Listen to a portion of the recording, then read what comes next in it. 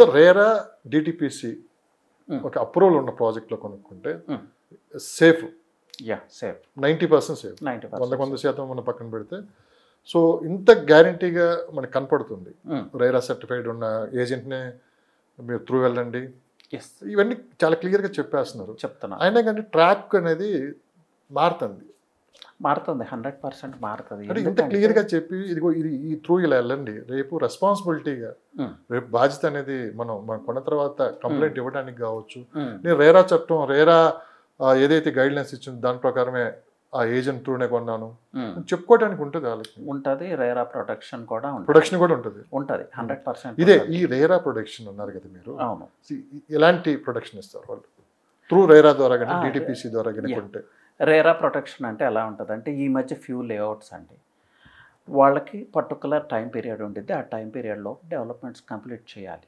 చేయలేదు వాళ్ళు చేయకపోతే రేరా ఏం చేసింది ఆ రేరా ఇచ్చిన పర్మిషన్ని రద్దు చేసి వాళ్ళ మీద కొంచెం పెనాల్టీ ఇంపోజ్ చేసి డిపెండ్స్ ఆన్ వెంచర్ 10 lakhs నుంచి 20 lakhs 50 lakhs రకరకాలు ఇంపోజ్ చేసి అగైన్ ఒక టైం ఫ్రేమ్ ఫిక్స్ చేసింది ఇంకొక 1 yearలో డెవలప్మెంట్స్ కంప్లీట్ చేయండి అని సో ఆ డెవలపర్ చేయాల్సిందే 100% ఎస్కేప్ అవ్వడానికి లేదు క్లయింట్కి ప్రొటెక్షన్ వచ్చింది కదా కొన్ని ప్లాట్స్ ఈవెన్ రిజిస్ట్రేషన్ అయిపోయినప్పటికి కూడా క్లయింట్కి ప్రొటెక్షన్ వచ్చింది కదా టైం ఫ్రేమ్లో చేయలేదు కానీ రేరా ఇప్పుడు చేపిస్తుంది ప్రొటెక్టెడ్ కదా రేరా ఇంత స్ట్రిక్ట్గా ఉన్నప్పుడు మరి రేరా అప్రూవల్ లేకుండా వెంచర్స్ ఎలా చేస్తున్నారు ఇప్పుడు రేరా అప్రూవల్ లేకుండా ఏ వెంచర్స్ రావట్లేదు ఒకప్పుడు నడిచింది అది అదే కంటిన్యూ అవుతున్నాయి అంటారా 100% రేరా అప్రూవల్ కావాల్సిందే హెచ్ఎండిఏ అండ్ రేరా అప్రూవ్డ్ అంటాం రేరా అప్రూవల్ 100% కావాల్సిందే ఇన్ కేస్ రేరా అప్రూవల్ లేదు అంటే పర్చేజ్ చేయొద్దు ఓకే ముందు ఇది మనం కంపల్సరీ చూసుకోవాలి రేరా అప్రూవల్ చూస్తున్నారు మీకు రేరా అప్రూవల్ లేకపోతే లోన్ కూడా రాదు బ్యాంక్ లోన్ కూడా రాదు సో అయితే ఇలాంటి పొరపాట్లు ఒక 5 years బ్యాక్ 10 years బ్యాక్ జరిగింది వాటినే హైడ్రా కూల్చివేసింది so people are in fear అనమాట హెచ్ఎండిఏ అప్రూవల్ ఉంది రేరా అప్రూవల్ ఉంది బ్యాంక్ లోన్ ఉంది కానీ హైడ్రా వచ్చి కూల్చేసింది ఎవరు నమ్మాలి మేమని క్వశ్చన్ చేస్తూ ఉన్నారు నేను 2 days బ్యాక్ ఇదే క్వశ్చన్ ఫేస్ చేశాను క్లయింట్ నుంచి ఒక డాక్యుమెంట్ సెట్ ఇస్తే లీగల్ వెరిఫికేషన్ కింద ఖర్చు అవుతుంది అంటే ఎందుకు సార్ మీకు లోన్ వస్తుందంటే ఇంకా లీగల్ వెరిఫికేషన్ హెచ్ఎండిఏ ఉంది రేరా ఉంది అంటే ఆయన తన ఫ్రెండ్ ఈ బాధాకరమైన గాథ చెప్పుకొచ్చాడు ఈ అప్రూవల్స్ అన్నీ ఉన్నాయి హైడ్రా వచ్చి కూల్చేసి గవర్నమెంట్ చేసిన పొరపాటు అయితే రేవంత్ రెడ్డి గారు ఏమంటారంటే ఒక మంచి పని చేసేటప్పుడు కొంతమంది నష్టపోతారు అంటారు దాన్ని కూడా యాక్సెప్ట్ చేయాలి బట్ టోటల్ సిస్టంలో ఉన్న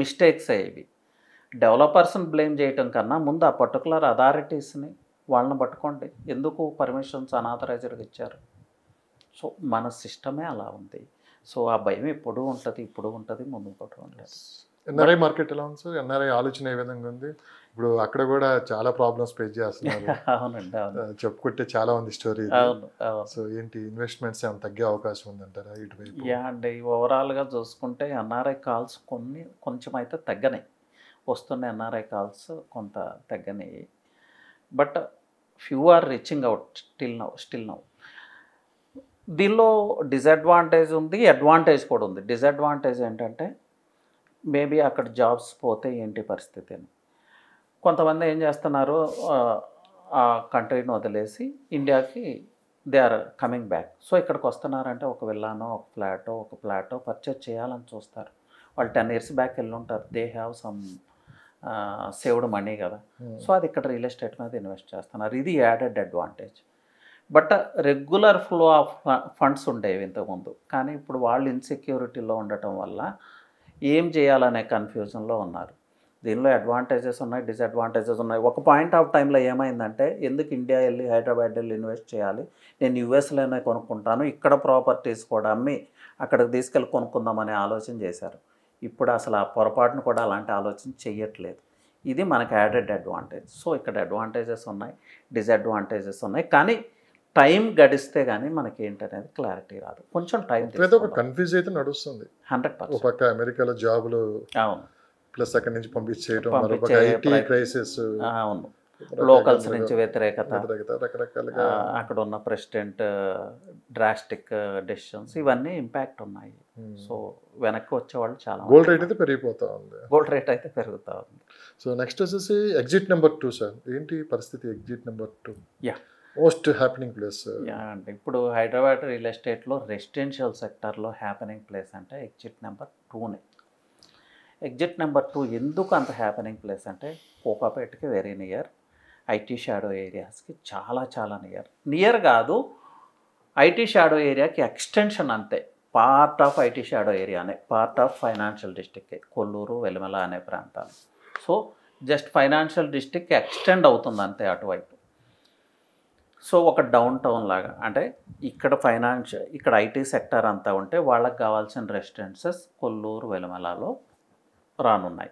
గచ్చిబౌలిలో ప్లేస్ లేదు, కొండాపూర్లో ప్లేస్ లేదు, హైటెక్ సిటీలో ప్లేస్ లేదు. సో ఎక్కడ ప్లేస్ ఉందంటే Kolluru వెలిమలే.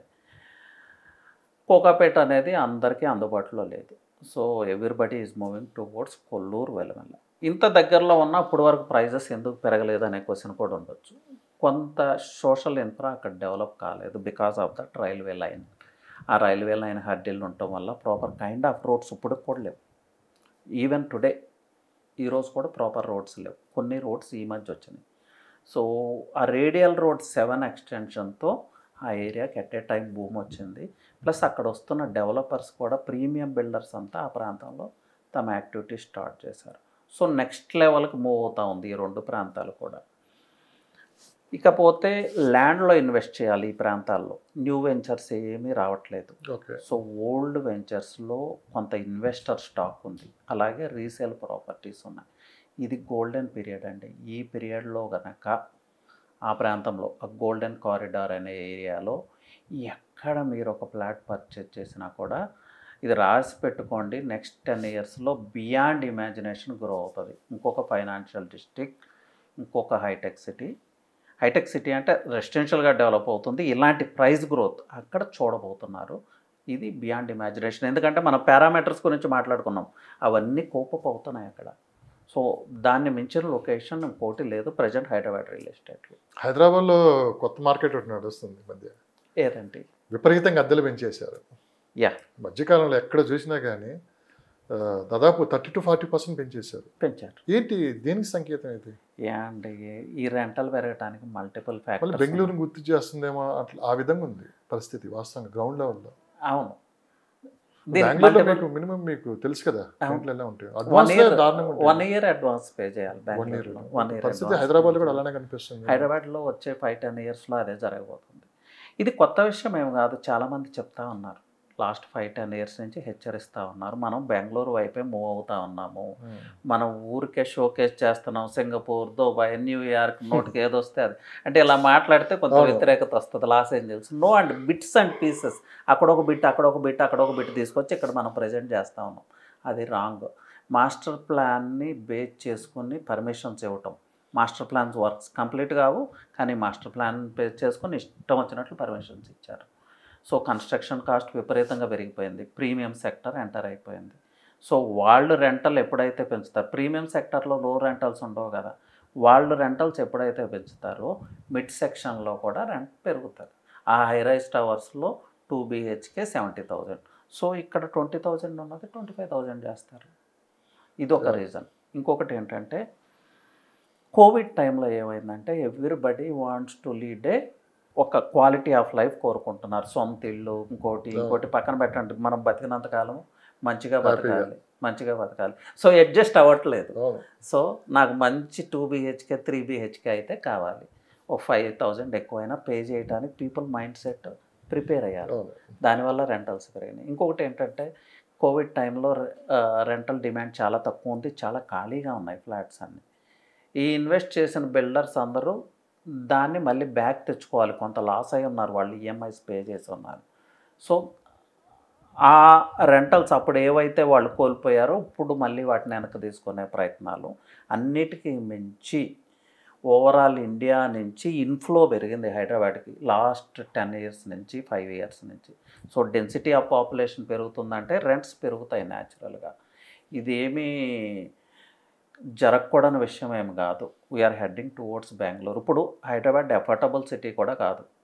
Sorry to say this, affordable city కూడా కాదు. ఎందుకు ఎఫర్టబిలిటీ సిటీ కాదంటున్నానంటే దీనికి ఒక రీజన్ ఉందండి. లాంగ్ బ్యాక్ వెళ్తే తెలంగాణ యాజిటేషన్. తెలంగాణ యాజిటేషన్లో 10 years ప్రైజెస్ పెరగలేదు హైదరాబాద్లో. ఇండియా మొత్తం ప్రైజెస్ పెరుగుతున్నాయి కానీ హైదరాబాద్లో పెరగలేదు. 10 years పాటు పెరగలేదు. నెక్స్ట్ కోవిడ్ ఎఫెక్ట్, ఆ ఇంపాక్ట్ అంతా ఇప్పుడు చూపిస్తూ ఉంది. సో మనం కూడా ఎప్పుడో బెంగళూరుకి రీచ్ అవ్వాల్సింది రెంటల్ డిమాండ్ తెలంగాణ యాజిటేషన్ వల్ల కొంత ఆగిపోయింది. భయపడ్డారు చాలామంది, ఇక్కడ ఉండగలుగుతామా, వెళ్ళిపోవాల్సి వస్తుందా. సో ఇట్లా రకరకాలు ఇవన్నీ ఏమీ జరగలేదు. ఎవరు వెళ్ళిపోలేదు, ఇంకా వస్తూనే ఉన్నారు. ప్లస్ హైదరాబాద్ లాంటి కంఫర్టబుల్ సిటీస్ ఇప్పుడు ఇండియాలో లేదు. ఎందుకంటే ఢిల్లీ, ముంబై ఇవన్నీ ఓవర్ శాచురేటెడ్. బెంగళూరే ఈరోజు బెంగళూరు వెళ్ళాలంటే భయపడాల్సిన పరిస్థితి. ఒకప్పుడు వెకేషన్ కోసం వెళ్ళేవాళ్ళం. So we are heading towards Bengaluru. So rents ఇంకా పెరుగుతాయి, ఎస్ఎఫ్టీ ప్రైజెస్ ఇంకా పెరుగుతాయి, ల్యాండ్ కాస్ట్స్ కూడా పెరుగుతాయి. No more a affordable city Hyderabad. Thank you sir, thank you valuable time. మరొక ఎపిసోడ్తో మంది ధన్యవాదాలు.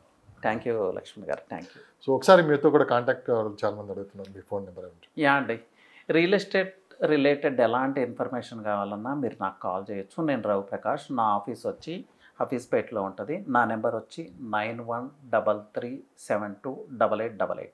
రియల్ భూమ్ ప్రేక్షకులకి నాదొక స్పెషల్ ఆఫర్ అండి. మీరు నా త్రూ ఇన్వెస్ట్ చేయాలని ఏం లేదు. రియల్ ఎస్టేట్ సెషన్స్ నేను నా ఆఫీస్లో కండక్ట్ చేస్తాను. సో రియల్ ఎస్టేట్ సెషన్స్కి మీరు అటెండ్ అవ్వచ్చు. నేను ఎలాంటి ఇన్ఫర్మేషన్ ఇస్తానంటే మీరు వెళ్ళి ఎక్కడ కొన్నా కూడా 100% సక్సెస్ అవుతారు. వితౌట్ ఎనీబడీస్ హెల్ప్ మీరు వెళ్ళి ఎక్కడైనా ఇన్వెస్ట్ చేయొచ్చు. అలాంటి నాలెడ్జ్ నేను మీకు షేర్ చేస్తాను. So thank you.